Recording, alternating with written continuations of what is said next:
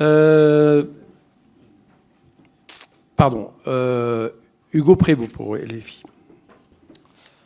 Monsieur le ministre, voilà ministre du budget devant gérer les finances publiques dans un état alarmant dû à une très forte diminution des recettes. Dans ce contexte sévère d'austérité, la taxation des superprofits devient un enjeu clé.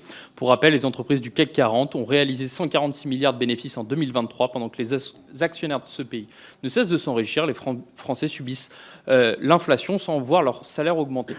Pour autant, combler le déficit des recettes n'est pas si compliqué. Le Premier ministre parle d'une plus grande participation des plus riches à l'effort national. Même le MEDEF semble d'accord avec une imposition des superprofits qui, selon nous, devrait être systématique. J'en viens donc à mes questions. Vous devez remettre lundi vos prévisions au Haut Conseil des finances publiques. Vous devez donc avoir des pistes précises quant à la hausse des recettes envisagées. Si vous n'en avez pas encore, je me permets de vous rappeler que l'année dernière, la Commission avait voté pour une hausse de 15 milliards des recettes, taxation des superprofits, rétablissement de l'exit tax, etc.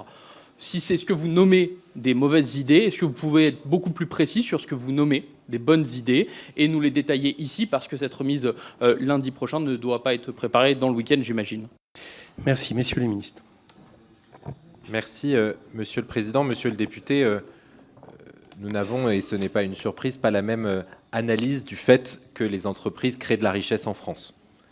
Nous considérons, pour notre part, les entreprises et les salariés et les salariés de l'ensemble des secteurs qui y contribuent. Nous n'avons pas la même analyse. Nous considérons que c'est réjouissant de voir des entreprises qui s'installent en France et de voir effectivement des entreprises qui sont profitables et qui sont en mesure de résister à la compétition internationale. Parce que si les entreprises ne créent ni emploi ni richesse en France, elles les créeront en Europe ou ailleurs, et je ne suis pas sûr que cela fasse nos affaires non plus. Maintenant, et vous l'avez souligné, si nous ne partageons pas la même analyse de fond, nous sommes face à une situation financière, une situation budgétaire qui nécessite d'abord de réduire des dépenses et de regarder aussi du côté des recettes. Et je sais les propositions qu'a fait cette commission l'année dernière. Nous vous l'avons dit en début de cette audition avec mon collègue Laurent Saint-Martin, nous travaillons à des pistes, sans aucune forme de tabou, en regardant ce qui est possible, avec l'idée que ces prélèvements doivent être à la fois ciblés,